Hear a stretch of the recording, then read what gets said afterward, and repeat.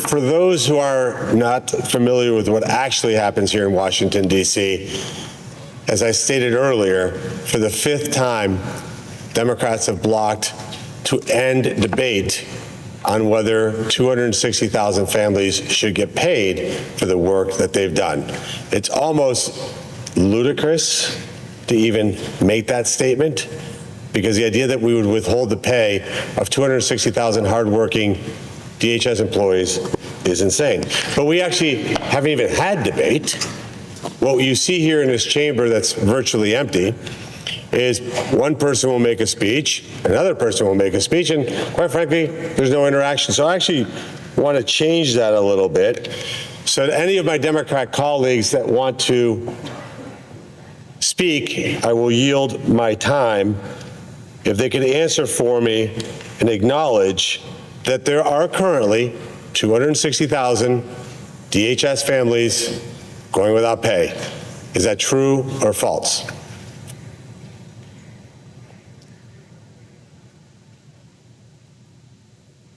Okay, no answer on that one. I will break the suspense. That's true. The second thing I'll yield for a comment on is, will any of my Democrat colleagues that are present in this chamber acknowledge that the Democrats have not agreed to individually fund Customs and Border Patrol, Immigration and Customs Enforcement, federal law enforcement training centers, and the Nuclear Threat Agency within the Department of Homeland Security have absolutely not presented any resolutions or votes to fund those agencies. Is that true or false? Seeing no response, I will break the silence and say that is true.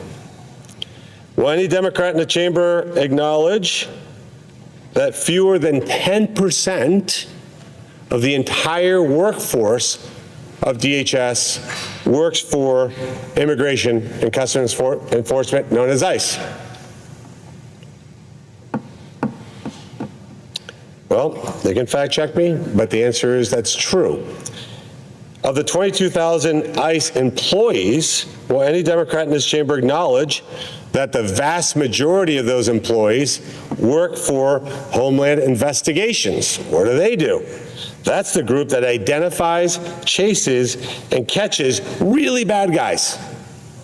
These are the people who actually go out and find the worst of the worst, transnational groups. The vast majority of ICE employees work for that division. Is that true or false? Would you acknowledge that that's accurate? Okay. Hearing no comments from my Democrat colleagues, the answer to that is it's true. So the remaining 5,000 employees out of 260,000 that my colleagues do not want to give a paycheck despite the fact that they came to work for the last 35 days, unlike anybody in this chamber who's not come to work for the last 35 days, because that's definitely not happened. Will they acknowledge that collective punishment is a bad idea? In other words, will they acknowledge that punishing 5,000 people who work for enforcement removal operations because a couple dozen, maybe generously a couple dozen, probably less, probably a handful, maybe didn't do everything perfectly, you're recommending that we collectively punish all 5,000 people? Is that what you're saying? No response. The answer is only a politician would think that that's a good idea. Only a politician would think that collective punishment is the way to go. You're punishing 260,000 employees of the Department of Homeland Security because you think that if you had been in that situation, you would have acted differently. 4, 5, 6, 7 people that you think did the wrong thing gives you the moral authority to take away the paychecks of 260,000 people.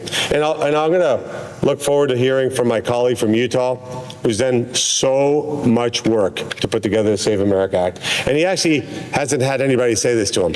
Thank you. Thank you for the hard work.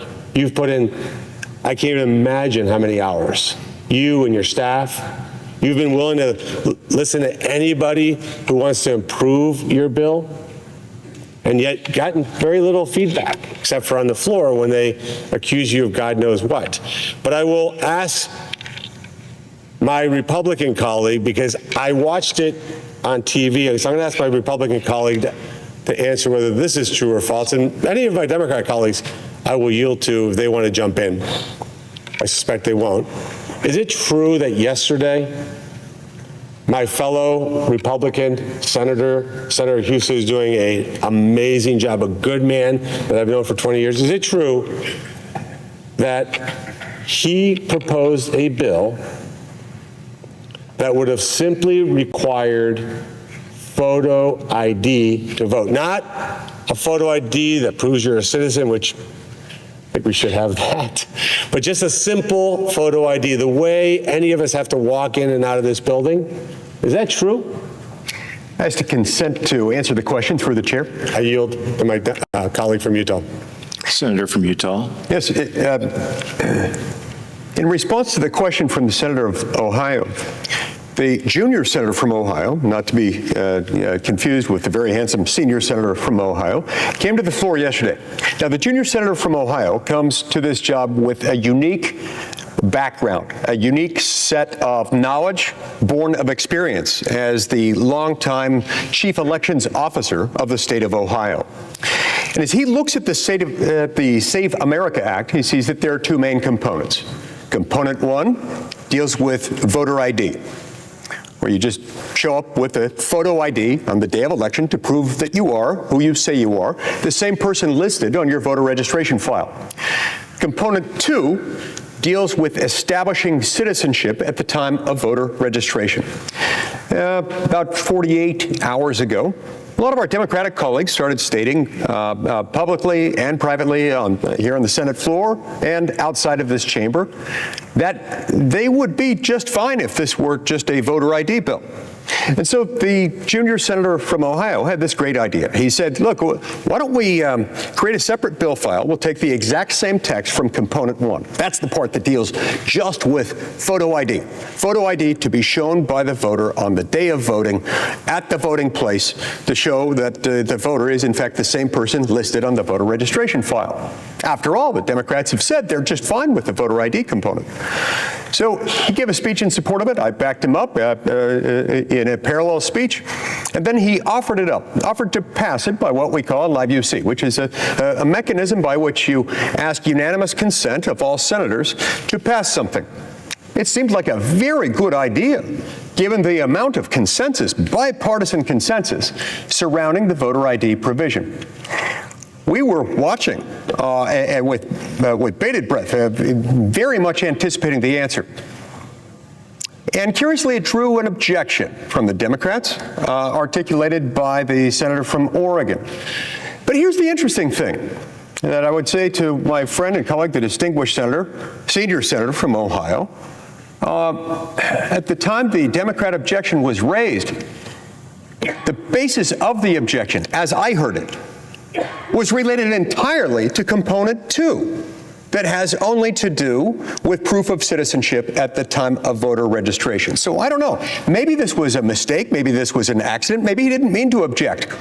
I hope that we will continue to do those things, perhaps tomorrow or in the days to come. We'll try that again, because it drew an objection.